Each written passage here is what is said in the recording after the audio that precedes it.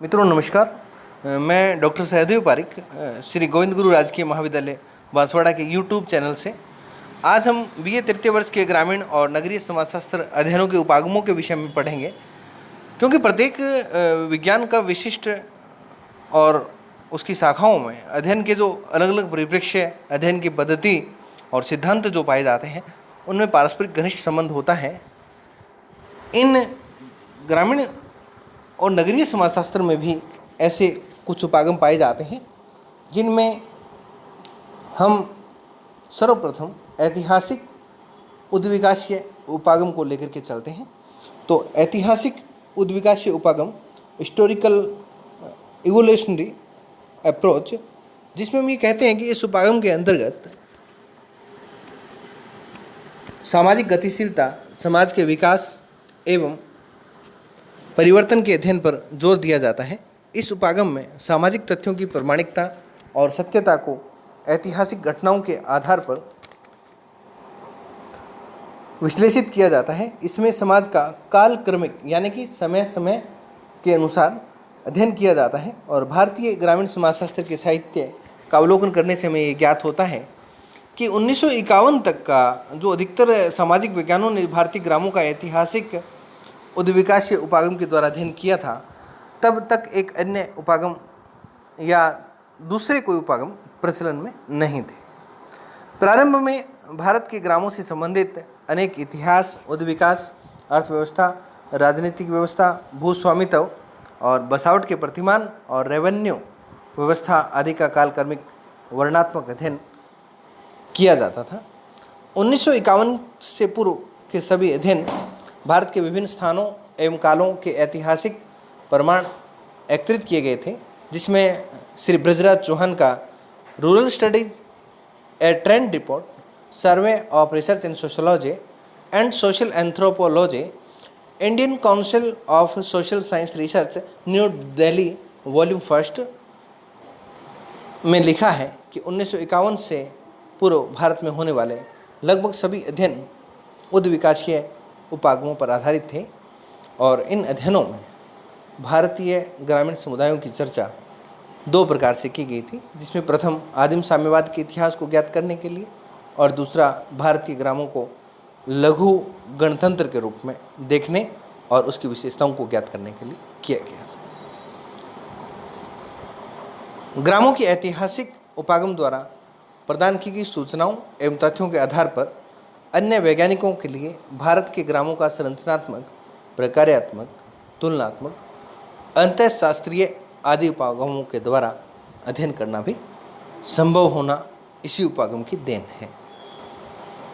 छात्रों, हम दूसरा उपागम जो लेकर के चलते हैं वो हमारा है संरचनात्मक और प्रकार्यात्मक उपागम। तो संरचनात्मक और प्रकार्यात्मक उपागम का समाजशास्त्र में और सामाजिक मानव शास्त्र में रेडक्लिफ ब्राउन और मैलिनोवस्की ने सर्वप्रथम प्रयोग किया था। इन विद्वानों ने विश्व के स्तर पर इस उपागम का प्रयोग एवं महत्व 20वीं शताब्दी के प्रारंभ में बढ़ाया है। इस उपागम के द्वारा ऐसे सिद्धांतों अथवा नियमों की खोज करना है जो वह स्पष्ट करे कि संरचना की एक इकाई तथा अन्य सभी इकाइयाँ किसी विशिष्ट इकाई को कैसे प्रभावित करती हैं और प्रभावित होती हैं, एवं समाज का अस्तित्व किस प्रकार से बना रहता है। प्रकार्यात्मक पद्धति में इकाई का पूर्ण रूप से, पूर्ण का इकाई से तथा इकाइयों के परस्पर अंतर संबंधों का अध्ययन किया जाता है। भारतवर्ष में स्वतंत्रता प्राप्ति के पश्चात ग्रामीण अध्ययनों में इस उपागम का प्रयोग किया जाने लगा है और यह उपागम पूर्णतया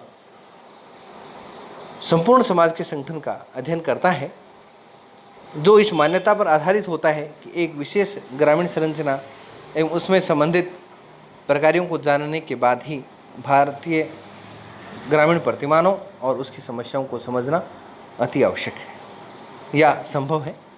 भारत के ग्रामीण समुदायों, उनकी विभिन्न संरचनाओं, परिवर्तनशील प्रक्रियाओं जैसे आर्थिक संरचनाओं, शक्ति संरचनाओं, ग्रामीण नेतृत्व आदि में इस उपागम का प्रयोग विशिष्ट रूप से किया जाता है।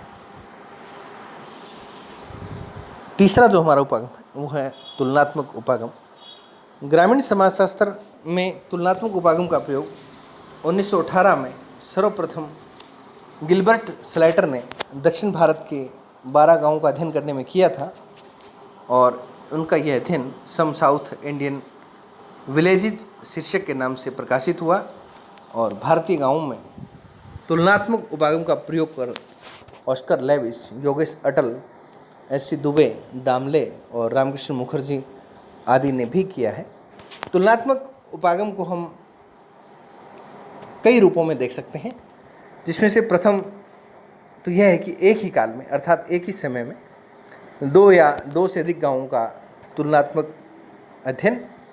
दूसरा हम ये कह सकते हैं कि एक ही गांव का दो अलग अलग समय अवधि में या अलग अलग कालों में तुलनात्मक अध्ययन। और तीसरा हम कह सकते हैं कि विभिन्न काल में दो या दो से अधिक ग्रामों का पारस्परिक तुलनात्मक अध्ययन। ग्रामीण समाजशास्त्र के अंतर्गत इस उपागम का प्रयोग प्रयोगात्मक पद्धति के विकल्प के रूप में किया जाता है। ऑस्कर लेविस ने मैक्सिको के ग्राम तपोजलान की तुलना भारत के ग्राम रानीखेड़ा, राजस्थान के खेड़ी और मध्य प्रदेश के खेटिया गांव का तुलनात्मक अध्ययन योगेश अटल के द्वारा किया जा चुका है। तुलनात्मक उपागम को हम दो अलग अलग ग्रामों की तुलना पर आधारित मानते हैं, इसलिए इसे हम तुलनात्मक उपागम भी कह सकते हैं। उसके बाद मित्रों चौथा हमारा है अंतर सांस्कृतिक या अंतर्राष्ट्रीय उपागम।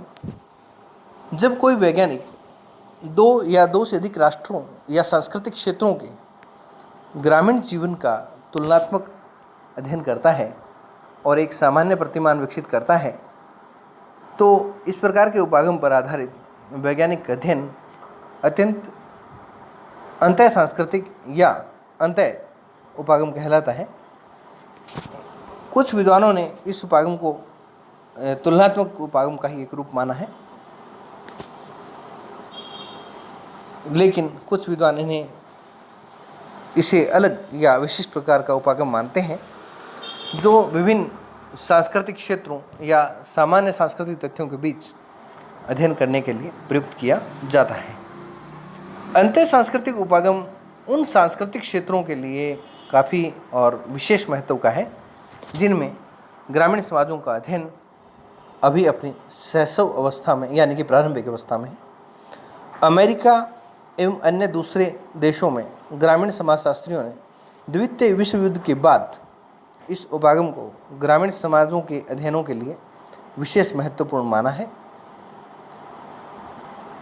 विद्वानों का सुझाव है कि विश्व की तीसरी शक्ति के अंतर्गत आने वाले देशों की अधिकांश ग्रामीण समस्याएं करीब करीब एकाकी हैं यानी एक जैसी हैं और उनका अध्ययन अंतः सांस्कृतिक या अंतर्राष्ट्रीय उपागम के द्वारा इन समस्याओं का निदानात्मक अध्ययन किया जाना चाहिए।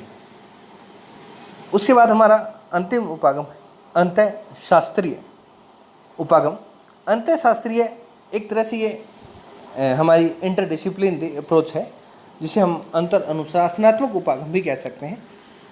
यह उपागम वह है कि जिसमें किसी भी घटना या समस्या का अध्ययन अनेक विद्वानों द्वारा या अलग अलग विषय के विशेषज्ञों द्वारा अपने अपने विज्ञानों के परिप्रेक्ष्य को ध्यान में रखते हुए और किसी भी समस्या का सिद्धांत निर्माण करने का कार्य किया जाता है अथवा समस्या से जुड़ा समाधान प्रस्तुत किया जाता है। इस उपागम के अंतर्गत ग्रामीण समाज के संगठन व्यवस्था या किसी समस्या का अध्ययन, जिसमें विभिन्न विषयों के अलग अलग विशेषज्ञ अपने अपने परिप्रेक्ष्यों के अनुसार तथ्य संकलित करते हैं उसका वर्गीकरण और विश्लेषण किया जाता है और निष्कर्ष प्रस्तुत किए जाते हैं। श्यामाचरण दुबे यानी एस दुबे के नाम से हम समाजशास्त्र में इनको जानते हैं।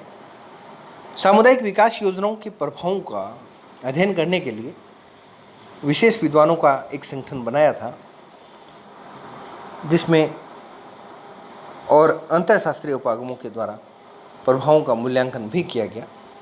ये अध्ययन भारत के ग्रामीण समाजों से संबंधित विषयों, जिनमें पंचवर्षीय योजना, पंचायती राज, लोकतांत्रिक विकेंद्रीकरण, हरित क्रांति, भूमि सुधार आंदोलनों का अध्ययन आदि प्रमुख है। इस उपागम में किन किन विषयों के विशेषज्ञों को शामिल किया जाएगा, यह इस बात पर निर्भर करता है कि ग्रामीण समाज का अध्ययन विषय क्या है और उस विषय से संबंधित किन पहलुओं का अध्ययन किया जाना निश्चित है। और उदाहरण के द्वारा हम इसे समझ सकते हैं कि जैसे किसी भी ग्रामीण विकास के कार्यक्रमों में आर्थिक, सामाजिक और सांस्कृतिक, भौगोलिक और पारिस्थितिकी के पक्षों को लिया जाता है, तो अधिकांश अध्ययनों में अंतःशास्त्रीय उपागम के अंतर्गत संबंधित विषयों के विशेषज्ञों द्वारा ही अध्ययन किया जाता है। और ग्रामीण समाजशास्त्र में प्रभुत्व, जाति, नेतृत्व, सांस्कृतिक विकास योजनाएं आदि बिंदुओं का अध्ययन या विषयों का अध्ययन इस उपागम के द्वारा किया जाता रहा है। अब हम पढ़ते हैं मित्रों नगरीय समाजशास्त्रीय उपागम, यानी कि ग्रामीण और नगरीय दो अलग अलग व्यवस्थाएं हैं। ग्रामीणीय समाजशास्त्र या ग्रामीण समाजशास्त्र उपागम के विषय में हम पढ़ चुके हैं कि जिसके हमारे 5 उपागम हैं। और अब हम पढ़ेंगे कि नगरीय समाजशास्त्रीय उपागम क्या हो सकता है, यानी कि नगरीय समाजों का अध्ययन करने के लिए कोई अलग से उपागम है या नहीं है, उसके बारे में हम बताएंगे कि नगरीय समाजशास्त्र के उपागम के संबंध में कोई विशिष्ट जानकारी हमें उपलब्ध नहीं है। और ये कहा जाता है, ऐसा माना जाता है कि वास्तविक नगरीय अध्ययनों में रुचि 1951 के जनगणना प्रतिवेदन के बाद ही प्रारंभ हुई है।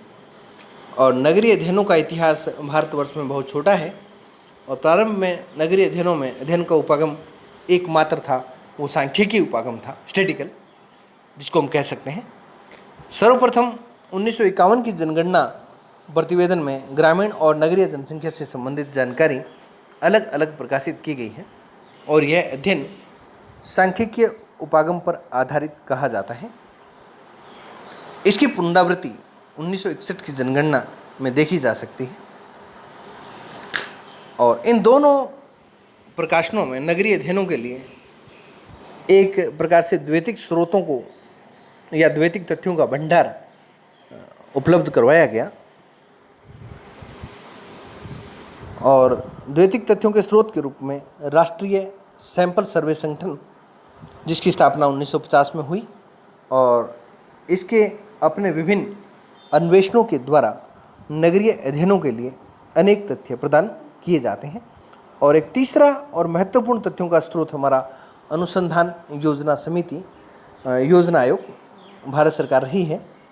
और इसमें अनेक नगरीय सर्वेक्षण करवाए गए हैं। डिसूजा के अनुसार नगरीय अध्ययनों से संबंधित अध्ययन का उपागम सामाजिक सर्वेक्षणों पर आधारित सांख्यिकी रहा है। और इस उपागम का आधार उपयुक्त जो हमने ऊपर बताए हैं, आपको नेशनल सैंपल सर्वे बताया है, आपको अनुसंधान योजना समिति बताई है, वही इनके द्वैतिक तथ्यों के भंडार रहे हैं। और सैद्धांतिक ज्ञान की वृद्धि के रूप में इन स्रोतों का कोई उपयोग विशेष नहीं रहा है। नगरीय समाजशास्त्र में विश्लेषणात्मक अध्ययन संबंधी उपागम काफ़ी बाद में आया और विश्लेषणात्मक अध्ययनों के द्वारा नगरीय समस्याओं की प्रकृति को समझने का प्रयास किया गया। इन विश्लेषणात्मक अध्ययनों के द्वारा नगरीय समस्याओं की प्रकृति को समझते हुए